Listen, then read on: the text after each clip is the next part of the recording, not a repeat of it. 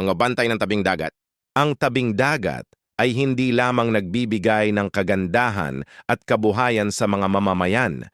Ito rin ay nagsisilbing natural na panangga laban sa malalakas na alon, high tide, at iba pang panganib mula sa dagat.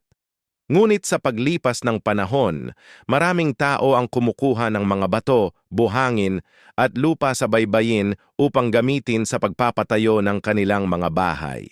Dahil dito, humihina ang proteksyon ng dalampasigan at mas madaling naaabot ng malalakas na alon ang mga tahanan. Ang pinakamagandang solusyon ay ang pangangalaga sa tabing dagat.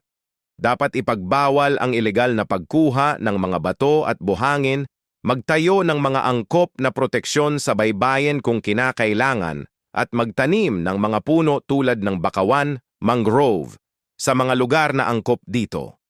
Mahalaga rin ang pagtutulungan ng pamahalaan at ng komunidad upang mapanatiling ligtas ang mga baybayin at maprotektahan ang buhay at kabuhayan ng mga tao. Kapag inalagaan natin ang ating tabing dagat, mas magiging handa ang ating komunidad sa panahon ng malalakas na alon, high tide, at iba pang panganib. Ang kalikasan ay ating kakampi kung ito ay ating iingatan.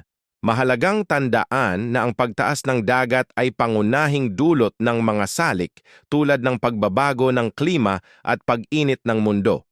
Gayunpaman, ang labis na pagkuha ng mga bato at buhangin sa tabing dagat ay maaaring magpalala ng pagguho ng baybayin at magpahina sa natural na proteksyon laban sa mga alon at pagbaha.